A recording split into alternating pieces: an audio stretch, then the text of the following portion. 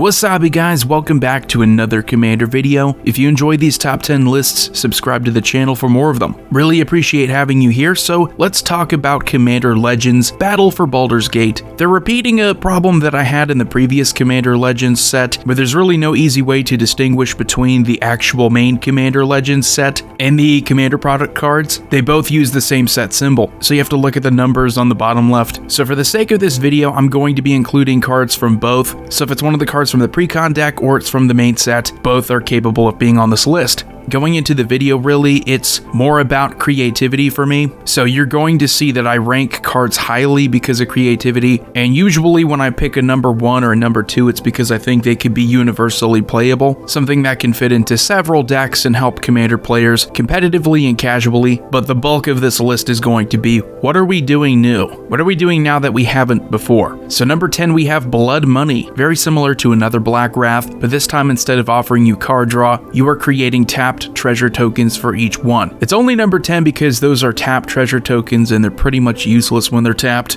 unless you have some other way of abusing tokens or artifacts. I like it because it's sort of against the status quo to play spells this expensive that are just wraths. You do get something out of it though when you play these. You get some type of mana advantage, something that's going to put you ahead of your opponents. If it were not for the treasure tokens, I don't think I would have Blood Money on the list at all. If it were just something like food tokens, clue tokens, anything like that. It's a lot less convenient and it doesn't synergize with nearly as many commander options. Number 9, we have Merkel, Lord of Bones. Now the lords of this set, they're basically gods, and they have this condition where as long as your life total is less than or equal to half your starting life total, so 20, they have indestructible. Merkel is the most expensive one at 7 mana. You have white, black, and green colors here to work with, and whenever another non-token creature you control dies, you may exile it. If you do, you create a token that's a copy of that card, except it's an enchantment and loses all other card types. Now losing all other card types, I think, might be a caveat for some, but to me it's the main attraction. That's why you would want to play this commander. You're not just making them enchantments, you're making them exclusively enchantments. They would still have their abilities though. There are some benefits to doing this. You of course are going to keep those creature abilities out there, but they're on enchantment tokens, meaning that if your opponents want to board wipe using something like Blood Money, they cannot destroy your enchantments because they're not creatures anymore. This is why I made this list. It is for something that is unique. It's something that really hasn't been done before. You've experimented with aristocrat strategies in the way that you can keep your creature presence out there, you can keep creature tokens that are copies of other creatures that have died, but this is more of an enchantment focus. What it has going against it though, Merkel is a massive 7 mana creature, not super practical, but the ability is worth building around. Number 8, we have Baldur, Dread Wolf Herald. Really one of the only ones from the Commander product that I think is going to stand out. The others are okay here. You get nothing but synergy with anything from the past 2 years, playing from Exile with Prosper Tomebound, and all of the sets since Adventures in the Forgotten Realms, you've been able to play from Exile using a lot of red spells. So whenever you cast a spell from Exile or a land enters the battlefield under your control, from Exile, you get to create a 2/2 green wolf creature token. This is on a 3 mana 3/3 body, so very affordable. Unlike with Merkel, you're going to have some gas with this commander. Has an ability where you can pay 1 and tap to discard a card, then you will exile the top card of your library. You get to play it this turn. So she enables the first trigger where you get wolves, and that just keeps your deck going. This is exactly what you want. You want some type of engine. Those are typically the strongest commanders, are the ones where they themselves are not doing anything super ridiculous, but they will help to enable the rest of your strategy. Just like with Prosper, playing from Exile off of his trigger helped you create a treasure token. With Baldur here, you are going to be creating more wolves, which will undoubtedly help you with more of a combat focus in Gruul. Number 7 is Bane, Lord of Darkness. We get the second Lord in this video, and this god is even better than Merkel. While it's not going to do anything super brand new, whenever another non-token creature you control dies, target opponent may have you draw a card. If they don't, you may put a creature card with equal or lesser toughness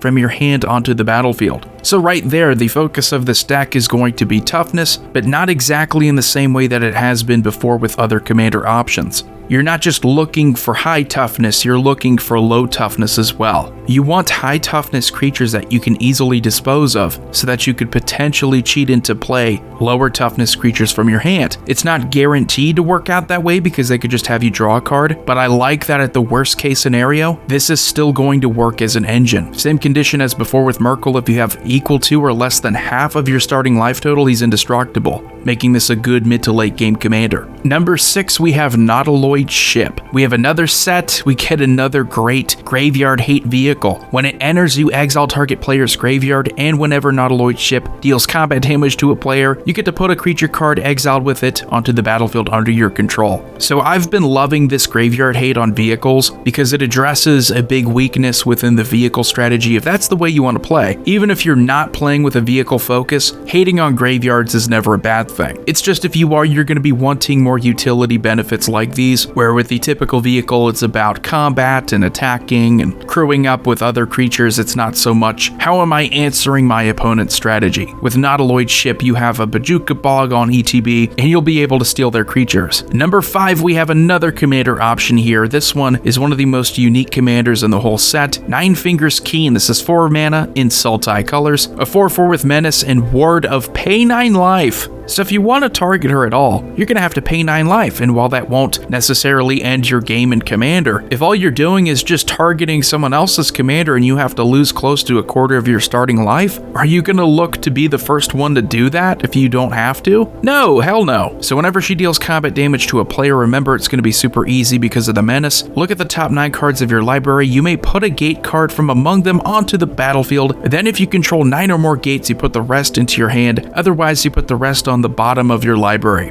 This strategy was already something that you could take advantage of using past commander options like Golos, where you could just search for any land from your library. With 9 Fingers Keen and the rest of Battle for Baldur's Gate offering you more gates, Maze's End is now a way more viable win con, whereas before you maybe had 11 gates, so being able to afford land destruction in that type of strategy, if that's your only real way of winning, I think it's incredible. It's going to be a strategy that people experiment with. You're in the colors to easily search up lands even outside of her ability, so you have a very solid commander here. Looking at the top 9 is just enough to really make this work without feeling like you're gonna whiff too often. Number 4, we have Zevlor Elturel Exile, probably the most exciting looking commander option here. If you have a spell that targets a single permanent or player, you pay 2 and tap it with haste, so it's even better, so that you get to copy it for each of your other opponents. This did get an errata, so it's only a single opponent or a single permanent. I don't know why they keep doing this. Wizards of the Coast, they seem really comfortable with making erratas for cards day 1. It would probably be a lot easier if you got an editor, someone who could proofread for you, who actually understands the game and would understand what makes sense within the context of the game. And also they want to keep their profits without going back to the printer, so that's why they do the whole errata with the Oracle text. But enough about that. The ability, even with the errata, is still going to be incredibly powerful. There are cards in the market that are seeing an increase because of this commander specifically. You have cards like Worst Fears. Could you imagine copying that for all of your other opponents? You will pretty much get to dictate how you win. It just makes spells way more powerful if all you're doing is paying an additional 2 and tapping this to get essentially 2 more copies of it. If you have 3 opponents, if you have even more, it's going to be more. If it's only 2 opponents, it's going to be even less. Regardless, more is more, and you're going to be getting more for the mana that you're spending on these spells. Number 3, we have Storm King's Thunder. We always get some incredibly outrageous copy spell nowadays, and this goes back to Guilds of Ravnica where you had the 1,000-Year Storm. This instant that's X and 3 red mana says when you cast your next instant or sorcery spell this turn, you copy that spell X times. You get to choose new targets for the copies. This is Commander, by the way, where we have a ton of ritual cards. We have a ton of spells that are going to make getting all that red mana easy, and then once you're done dumping everything into X, you play the spell you want to copy. That's all this really is. It's a big play. It's a Hail Mary play. Those tend to be the most exciting in the format anyway. That's what this format's all about, having the most insane plays. Number 2, speaking of big plays, we have Legion Loyalty. It's not going to be super practical, but for 8 mana, this white enchantment is definitely worth all 8 of that mana. Creatures you control have Myriad. That's all of them. Non-token, token creatures, it doesn't matter what creature it is, it gains Myriad. Of course, if you have legendary creatures, this is going to be only really abusable if you're looking to get ETB triggers triggers or death triggers. If you're just looking to go to combat and get the most power out of it, that's not going to be the case. But all of your non-legendary creatures getting Myriad means that you can attack everybody, you don't have to be selective. Myriad was always a strong ability if you could give it to a creature with Blade of Selves. The problem, however, is that the majority of Myriad that we used to have, it was on creatures that weren't that good. With this, you have a Blade of Selves opportunity in white to give to other creatures, because Myriad is always stronger if you can abuse it by giving it to legendary creatures that have pretty awesome death triggers or ETB triggers, anything like that. That is really why it is 8 mana. It's not that you can go to combat, and it's because there are certain creature interactions with the legend rule specifically that are going to be really busted with it. But again, that is Commander to me. It's the over-the-top plays, it's the crazy combos, sometimes the infinite combos. You just don't really see it in other formats. Before we go to number 1, let's talk about some honorable mentions. We have Gorian Wise Mentor. I like the idea of copying your adventure spells, but to me it's more like 7, the commander option that we got in Commander 2019, where flashback is awesome, we just don't have enough flashback. Same thing is true with adventure spells. If we get more adventure spells in the future, Gorian's stock will rise and he'll become a more viable commander. We have Mirim Sentinel Worm. I love this commander option for Dragon Tribal. Thought it was too specific a strategy for the list, but the potential to blink your dragons using something like Ghostly Flicker, have them come into play, get even more token copies of them, doing this for legendary dragons as well and getting to keep their token copies, it's going to make it an explosive commander option that a lot of Dragon Tribal commander players are going to love. The background mechanic is new, and while I didn't include any in the top 10, I do like one in particular. I like Agent of the Iron Throne. Mostly because it's more of a combo-specific card. If there's any way for creatures to constantly die, if you can loop that over and over again, you can have each opponent lose all their life.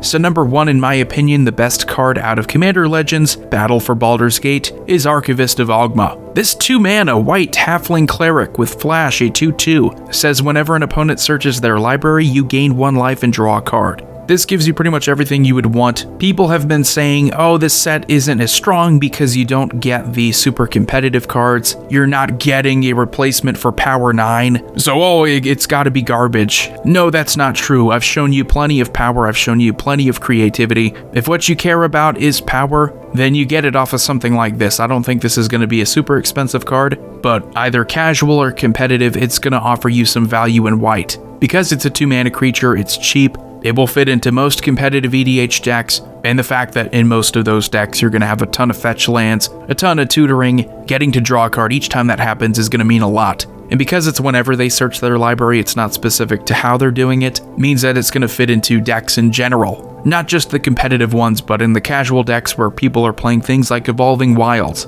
To me, it's easily one of the most universally playable cards in the set that can make any deck you put it into a lot better. So anyway, let me know what you think about the top 10 here for Commander Legends Battle for Baldur's Gate. This is Commander Void again. Subscribe to the channel if you have not. Hope you have a wonderful day. I will see you all next time.